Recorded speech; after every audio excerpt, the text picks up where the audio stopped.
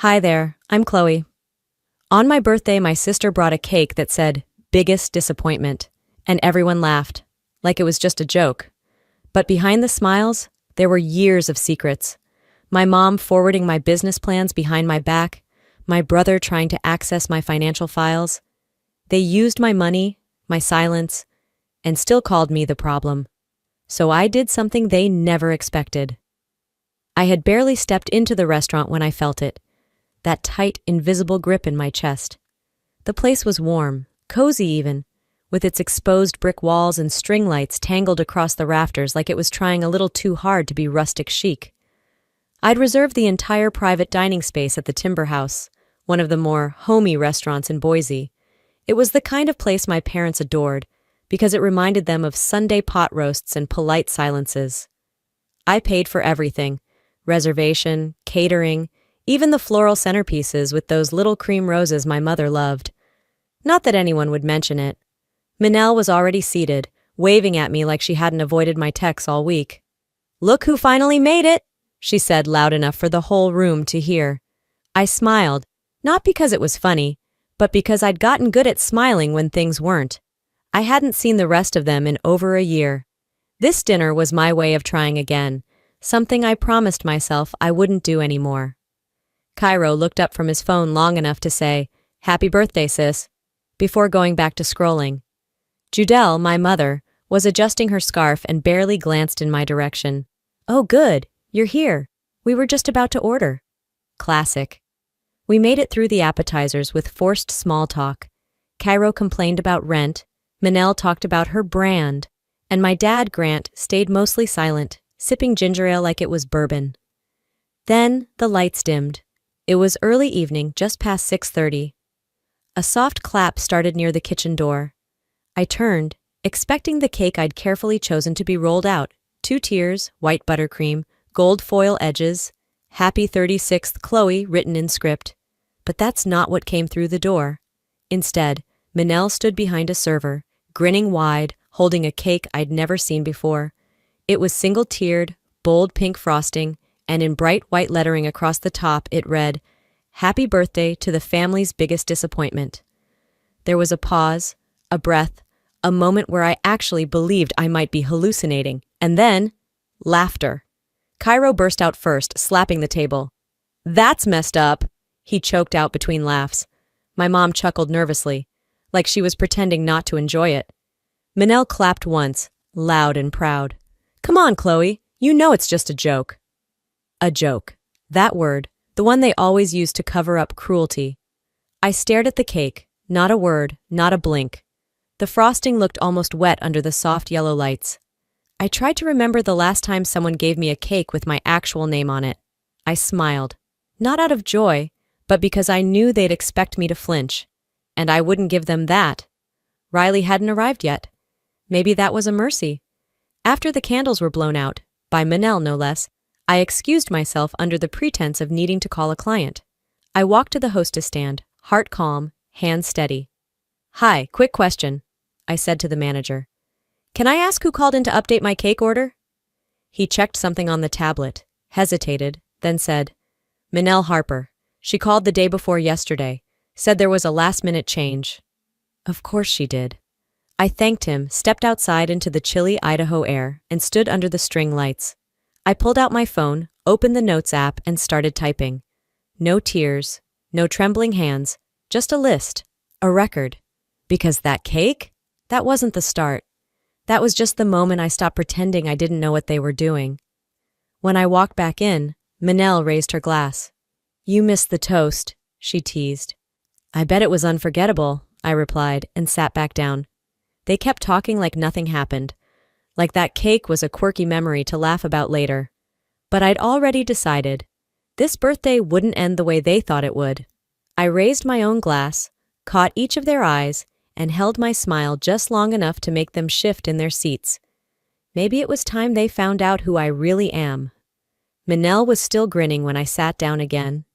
I could hear Cairo say something under his breath, followed by a soft laugh from my mom. Nothing had changed in those few minutes I'd stepped away, except me. The table was buzzing with energy like nothing had happened. Appetizers had come and gone. Someone was pouring more wine. The mood was back to light, even celebratory. That's the thing about my family. They could build a bonfire out of you and still roast marshmallows over it like everything was fine. About 20 minutes had passed since the cake. I stirred my drink with a slow rhythm, my face blank, my mind alert. Then Cairo leaned back in his chair and tapped a small, shiny package against my arm. "Almost forgot," he said, dropping it beside my plate. "Happy birthday, sis. This one's for personal growth." I unwrapped the paper carefully, knowing full well whatever was inside wasn't given in kindness. It was a self-help book. Fix Your Personality Before 40. The kind of paperback you'd find in a discount bin at the airport, screaming judgment in bold yellow letters. I felt my stomach tighten. Manel snorted. "It's a classic, right? We thought you might find it useful." "You all chipped in?" I asked, keeping my voice even. Cairo raised his brows like he hadn't expected a response. "Come on, it's a joke. We figured you'd get a laugh." The whole table chuckled. My mom sipped her wine, eyes on her plate. Dad mumbled something about not meaning any harm. Manel added, "Better than socks, right?" I turned the book over in my hands like it was made of glass. I didn't throw it. I didn't get up. I smiled, but inside I filed it away. Another line in the ledger. Shortly after, my cousin Lacey leaned over from 2 seats down. She had that expression people wear when they're about to whisper something they shouldn't. "Hey, I probably shouldn't be showing you this," she muttered, slipping her phone under the table. "But I thought you deserved to know." On her screen was a screenshot of a group chat, the family group chat, the one I was somehow never added to. Cairo's name was at the top of a message. "Let's hope Chloe doesn't make it weird tonight. Keep it light, fam." Manel had liked the message. Judel replied with a thumbs up. There were laughing emojis, sarcastic comments I didn't want to keep reading. My fingers curled so tightly around my napkin, I thought it might tear. "They've been talking like that since last week," Lacey said, her voice low. "I thought they were kidding, but now—" I handed the phone back without a word. My jaw clenched so hard my temples ached. I didn't trust myself to speak, not yet. I excused myself from the table and headed to the restroom. The hallway was quiet, dimly lit with vintage sconces that tried too hard to be charming. I locked the stall door behind me and leaned against the wall. I didn't cry. What I felt wasn't sadness. It was a kind of mental dislocation, like the ground had been shifting beneath me slowly for years, and I just now noticed I was standing in quicksand. I thought of the year I turned 16, and no one showed up to my party because Cairo had planned a camping trip for the same weekend and took half the family with him. I thought of Manel giving a toast at her graduation dinner, thanking everyone, except the one who always made everything about herself. I thought of my mother's eyes when I got promoted, like I'd done something that made her look small. By the time I stepped back into the dining room, the dishes were being cleared. The energy had shifted again, lighter somehow, like they'd reset the tone in my absence. I watched them laugh, watched Cairo make some over-the-top joke that got more attention than it deserved, watched my mom fuss over the tip like she hadn't spent the whole night saying nothing. I said nothing too, but I didn't feel like one of them anymore. I felt like a stranger who just happened to know all their secrets. It was then, sitting silently, my smile practiced, my glass untouched, that I started planning how to leave this version of my life behind. And this time, I wouldn't leave quietly. I didn't say goodbye when I left, didn't wave, didn't offer a fake hug or a thanks for coming.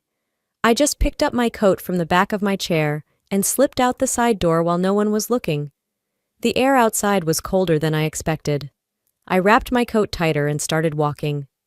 Riley had offered to give me a ride back to the hotel earlier, but I told him I needed to clear my head. That was partly true.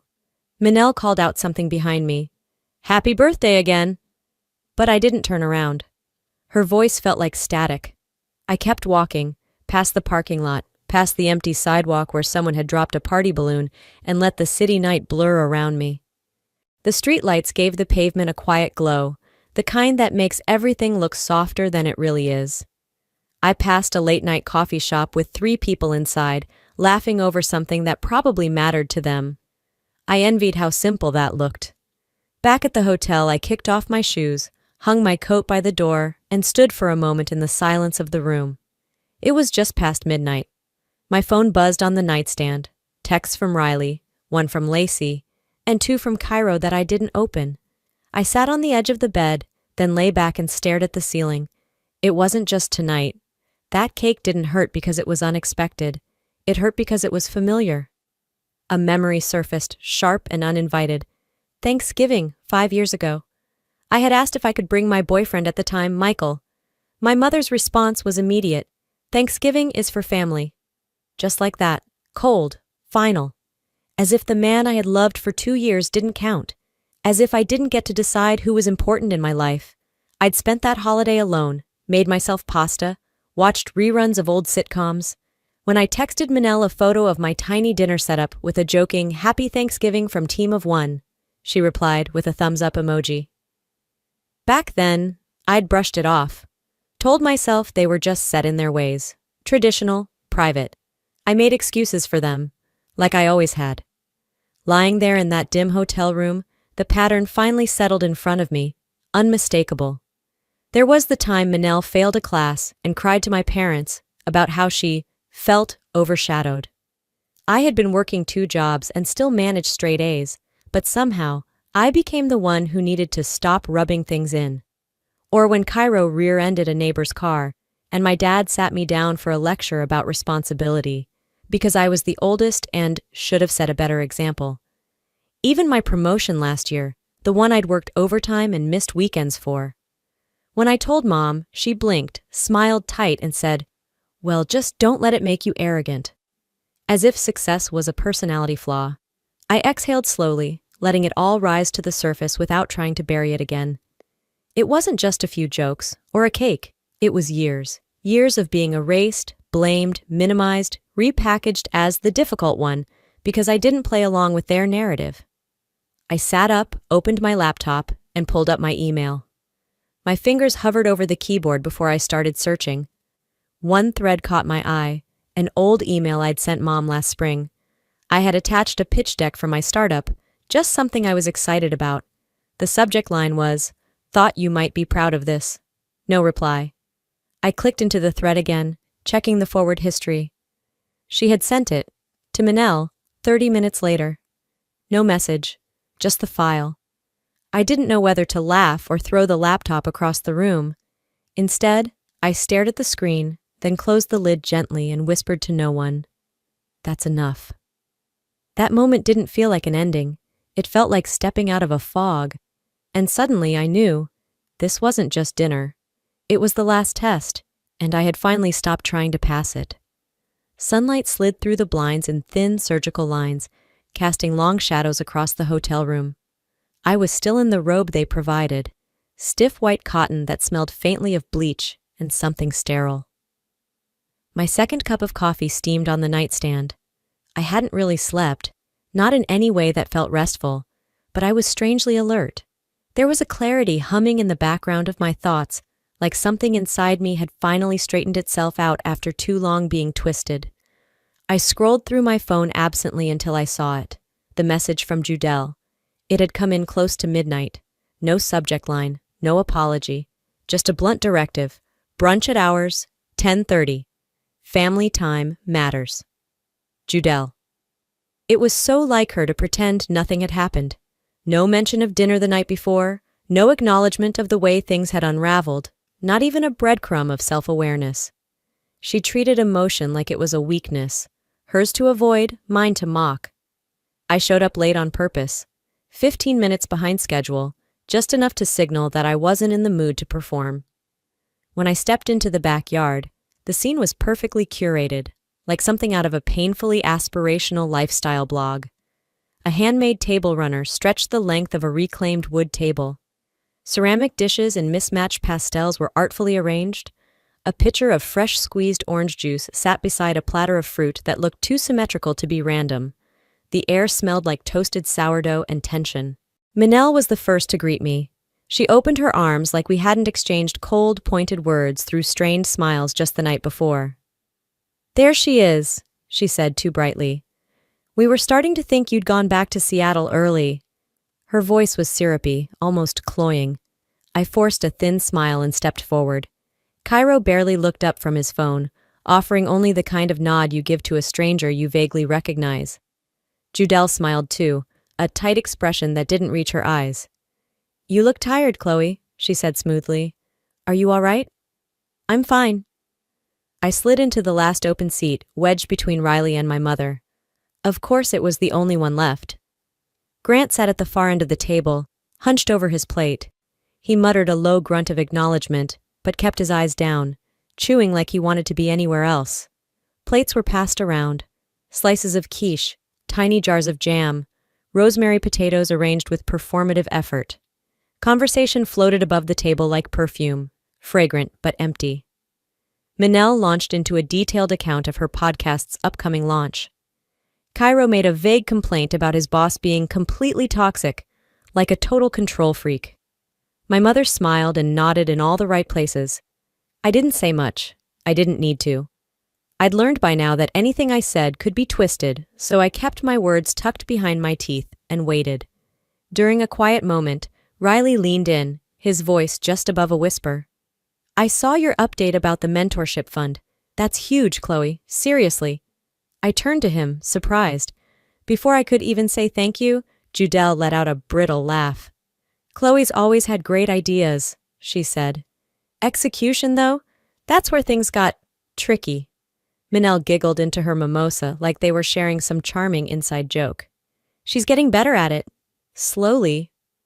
The sound of her glass clinking against her ring irritated me more than I wanted to admit. My fork paused mid-cut through the quiche. I glanced at them, then at Riley. His expression changed. He turned toward my mother. His voice was soft, but it cut clean.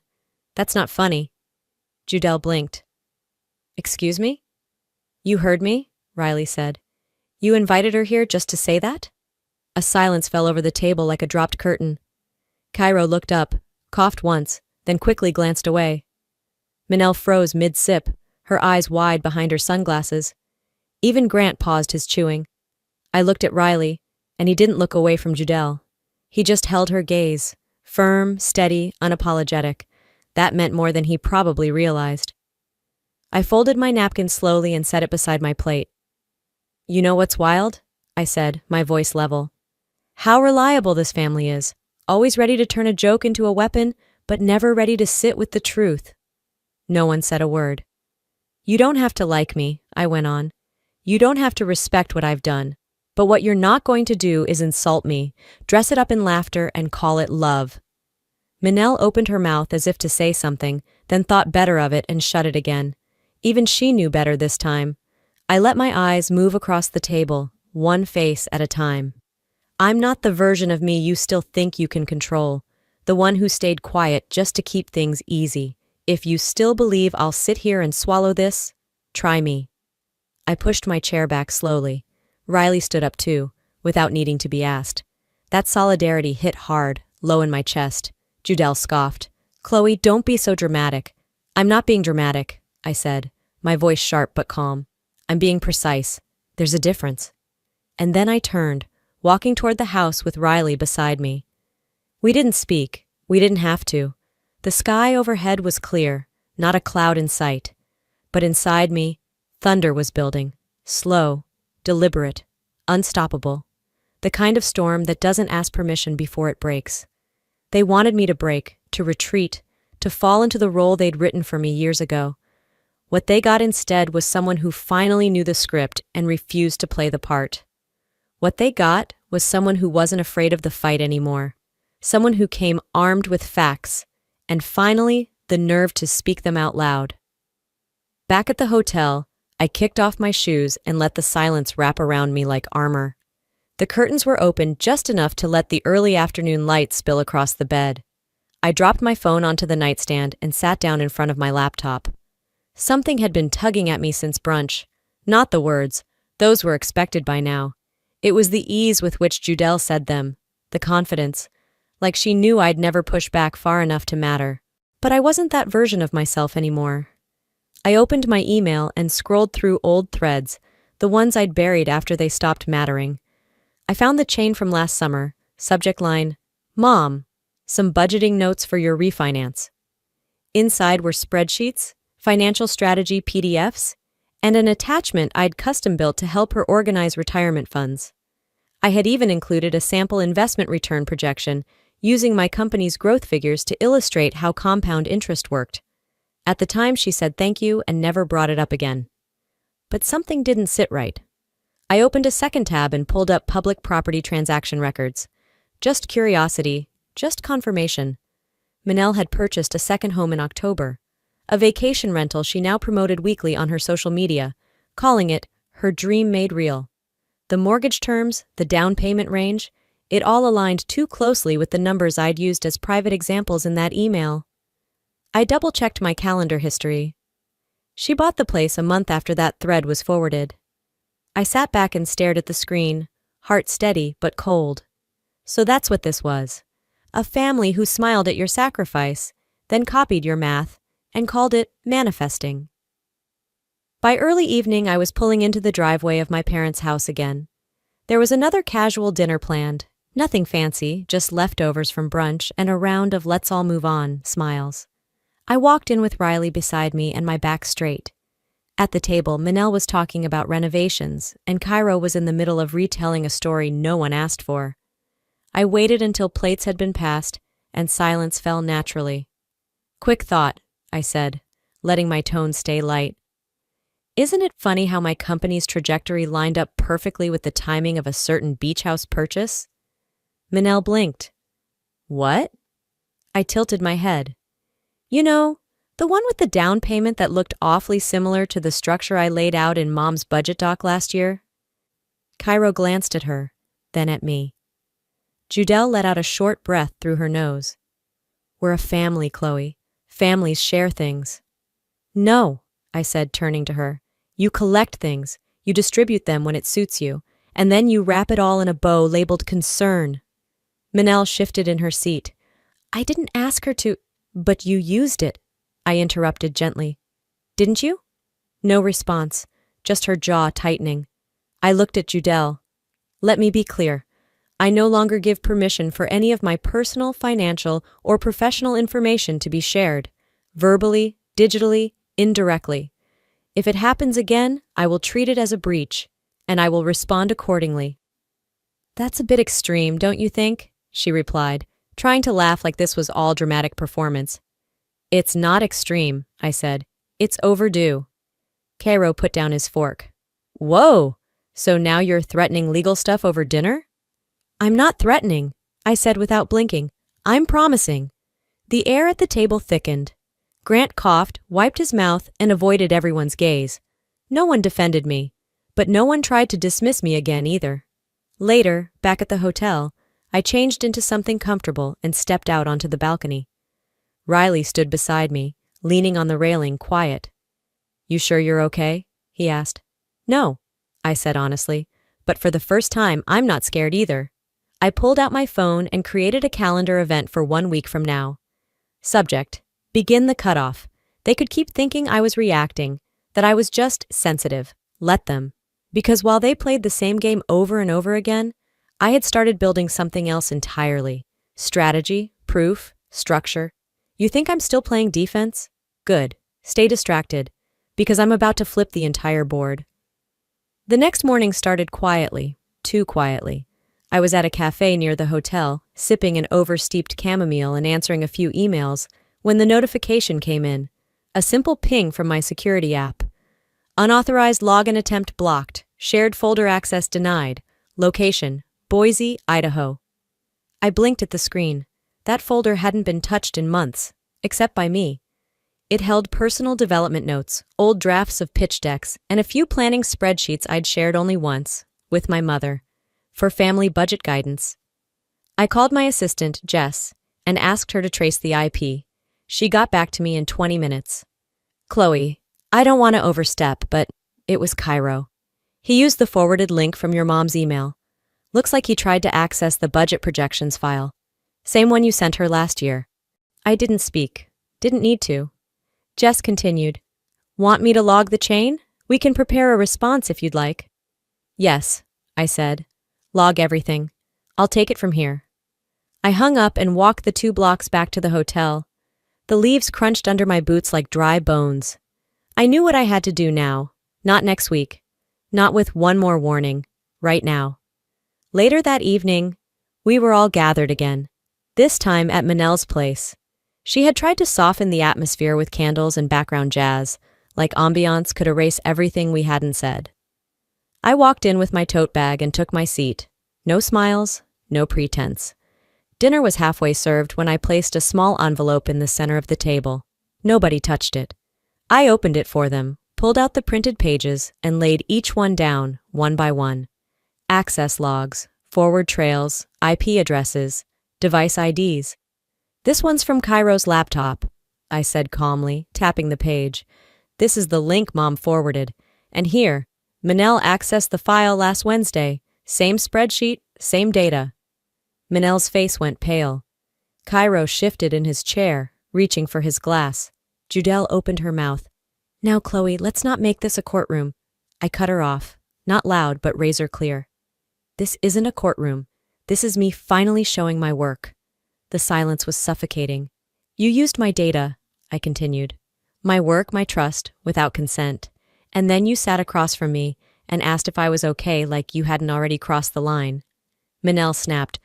Why do you always make everything about betrayal? It's family. I stared at her, steady. Family doesn't mean immunity. Cairo muttered. It was just information. Exactly, I said. Mine. No shouting, no slamming doors, just clarity.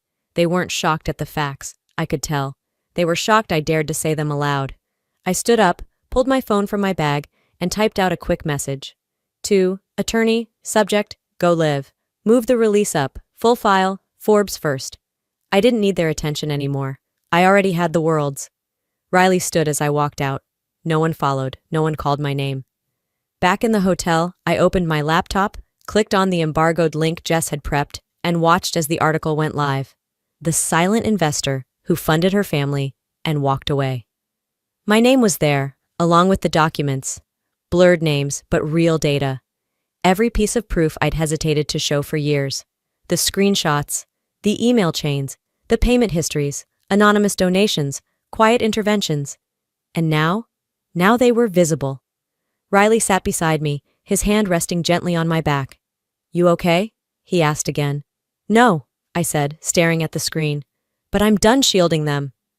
The email pings started rolling in. First a journalist, then a friend I hadn't heard from in months. Then 2 more alerts from platforms where the article had been reposted. They wanted silence. They got the spotlight. And I hadn't even started speaking yet. I woke up to my phone buzzing nonstop. Texts, mentions, DMs from people I hadn't spoken to since college. And a string of screenshots, sent from 3 different friends.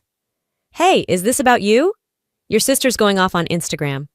Girl, you need to see this. I sat up, pulled my laptop onto my knees, and opened Instagram. Manel had posted a carousel, 10 photos. The first was a candid of her wiping tears from her eyes, another of us as kids on the lake dock, and one, strategically placed, of a crumpled shirt with the word disappointment just barely visible in the background. Her caption read, Some people can't handle being called out, so they burn the house down instead. I've always loved my sister, even when she didn't make it easy. This year's been hard for all of us. I just hope she finds peace. We are still family, even when it's complicated. Comments rolled in like a tide. She's being petty, Manel. Stay strong. This makes me sick. Sisters should have each other's backs. You're better than this drama. And then, below one of the photos, didn't she fund your business? Like, quietly? That one had no reply. Not yet. I didn't flinch. I didn't panic. I opened my receipts folder instead. Across the hotel room, Riley looked up from his coffee. Is it bad? It's expected, I said. And it's about to get clarified. I took a breath and opened Twitter. At Chloe Harper. Since we're talking about fairness. Attached. The original contract I drafted for my parents' retirement. Attached. Screenshots of mentorship fund distributions for minority tech founders. Attached. A DM from @Manel Harper 6 months ago. Hey, if I send you my tax info, can you help me cover the deposit quietly? Caption. Not everyone cries. Some of us build, some of us protect quietly, until quiet stops working. I pressed post, then I sat back. Within 20 minutes it started. A female tech entrepreneur reposted it, adding, "Not every black sheep is lost. Some are just done with wolves in sweaters." A podcaster I once turned down for an interview quoted it. "Remember, people who weaponize vulnerability are still weaponizing." Then Manel posted a story. Her eyes red, her tone soft, rehearsed. "I never meant to hurt Chloe. She's always been so intense. But this article, these tweets, it feels like revenge. And I don't know what I did to deserve that." I watched it without sound the second time, just her expressions, just the practiced pauses. I didn't comment, didn't share, I didn't need to. Cairo tried to join the damage control party with a cryptic tweet. "Family isn't perfect. That doesn't mean it belongs in the headlines." He got ratioed so hard, someone made a meme out of it. When your family screws up and blames the sun for shining on it.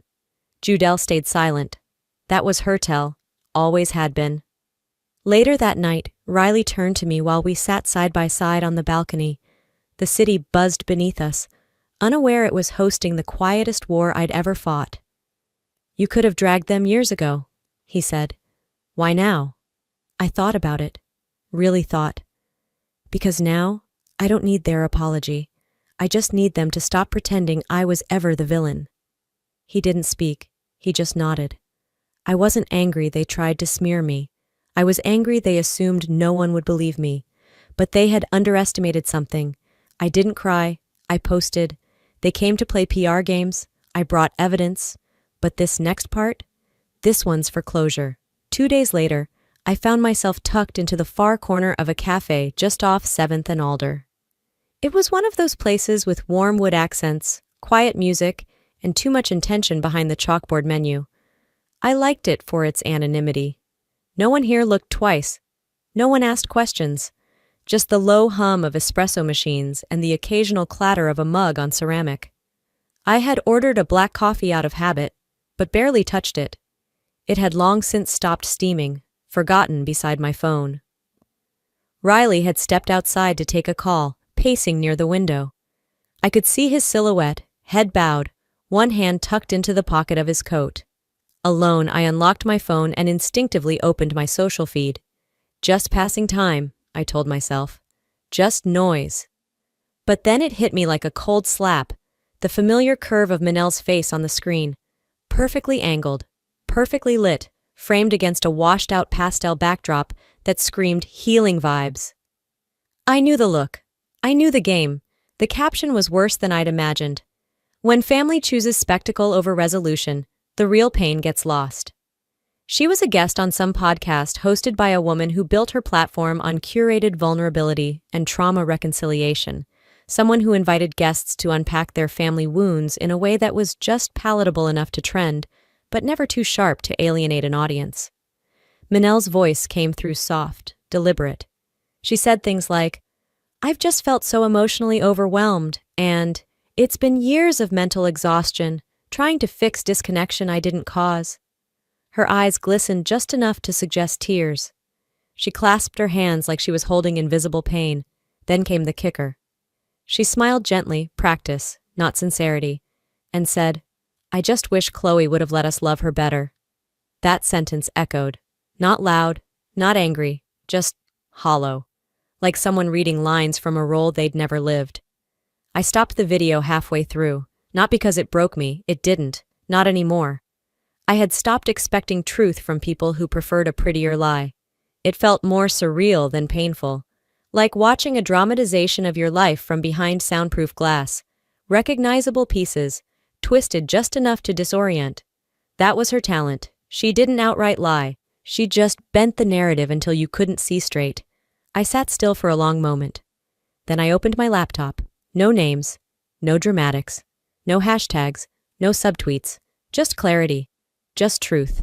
Simple, clean, honest. I began to type. There comes a point when you realize silence isn't grace, it's permission. For years, I kept my head down. I gave, I funded, I forgave. And in return, I was misrepresented, edited down, and sold as difficult. So here are the facts. Screenshot links. I didn't go public to hurt anyone. I went public because they wouldn't stop hurting me privately. Sometimes the only way to be heard is to walk away without a word. This will be my last public comment. The rest belongs to peace. I read it twice. Then hit post. I closed the laptop and pushed it aside. An hour passed. I didn't check notifications. I didn't refresh. I just sat there, watching people come and go through the cafe windows, each one absorbed in their own timelines, their own burdens. Riley came back in, phone tucked away. He didn't say anything at first, just slid into the booth and studied me like he was waiting to ask if I was okay. I nodded once. That was enough for now. Later that afternoon, back at the hotel, he handed me his phone without a word. The screen showed a message, long, choppy, full of emotional whiplash. It was from Judelle. She hadn't messaged me directly, of course. She had sent it through Riley. A last-ditch attempt at control by proxy. We're still your family. You misunderstood everything. You've always taken things too far. We love you, Chloe. I hope one day you'll come home. I stared at the message without emotion. Not numb, just clear. I handed the phone back. Riley looked at me, his expression unreadable. That wasn't an apology, he said quietly. I know, I said. But I'm done explaining myself to people who never listen. He nodded, said nothing more. That silence? It felt like the safest space I'd had in years. That evening, I booked a one-way ticket back to Seattle. No big announcement, no explanation. Just a quiet exit, the way I should have left years ago. Before closing my laptop for the night, I made one final update to the mentorship fund. I added a new grant, funded entirely from my own pocket. No press release, no flashy rollout. Just a quiet line item titled, Rebuild, for survivors of family gaslighting and emotional neglect. I didn't post about it. I didn't share it on my stories. I didn't say a word. But the next morning, a message arrived in the fund's inbox. Just a short one. I read your post. I left my mother's house last night. Thank you for reminding me I wasn't crazy. I didn't reply. I just saved it to a folder I'd created quietly. Healing. And then, I smiled. Not the kind of smile I wore at family events. Not the practiced one. Not the survival mask I used when I had to play the version of Chloe they were comfortable with.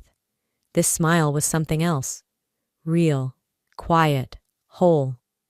Not because I won anything, not because I got the last word, but because I finally stopped trying to. Forgiveness wasn't the goal. It never had to be. Freedom was. And now, for the first time in a long, long time, I had it. 2 weeks passed. Seattle rain had returned like clockwork. Soft, steady, familiar. My apartment smelled faintly of lemon cleaner and fresh coffee. I stood at the window, watching people bustle along the sidewalk, umbrellas bobbing like synchronized buoys. I hadn't spoken to anyone from Boise since the article dropped. Not a call. Not even a veiled comment.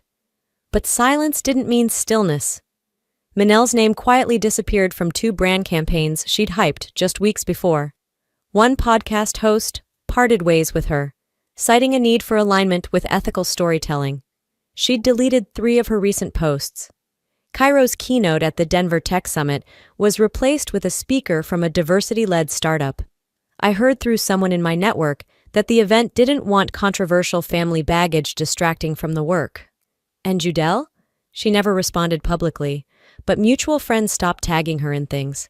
I noticed a few of her acquaintances began following me instead.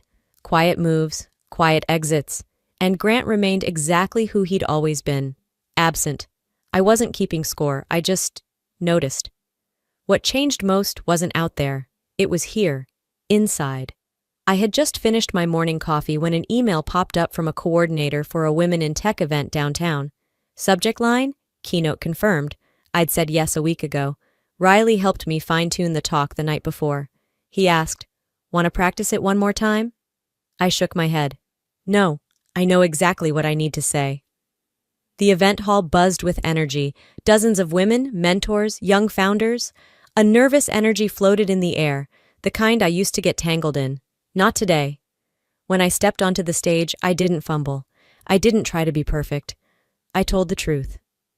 I used to think being the black sheep meant I had to fight to be included, but sometimes the black sheep just saw the wolf first. There were nods, some quiet gasps. I kept going. You don't need to be believed to be valid.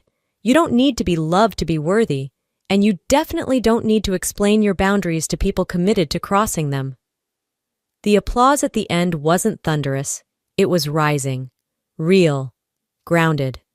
I didn't cry, but something in me exhaled, deep and whole. Later that evening, back home, I opened a drawer I hadn't touched in a long time. Inside was the birthday invitation, the one I'd torn in half before printing it again out of guilt. Next to it was a printed copy of the Forbes piece, folded gently. I added one more thing, a photo someone had taken of me on stage that afternoon. I didn't save them out of nostalgia.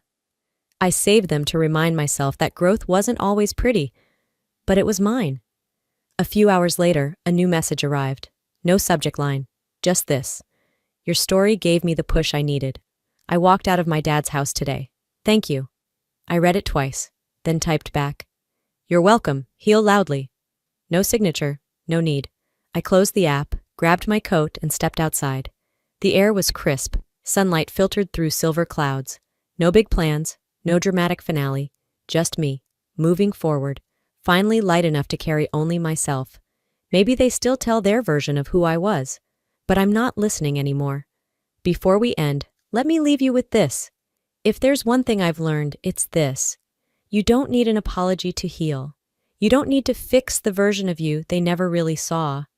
What you do need is the courage to walk away from what breaks you, even when it's wrapped in family ties and Sunday dinners. It's not easy, but it is possible. And once you choose peace over proving a point, everything changes. So tell me, have you ever had to choose yourself over the people who said they loved you, but didn't act like it? What would you say to the version of you that stayed silent for too long? Drop a 1 in the comments if this story hit home for you, or just tell me where you're watching from. If you didn't vibe with it, I'd still love to hear why. Let's have a real conversation. And hey, if you found value in this story, subscribe to the channel so you don't miss the next one. There's more where this came from, real stories, real heart, and maybe a little healing too. Until next time, take care of your peace. It matters more than they ever taught us.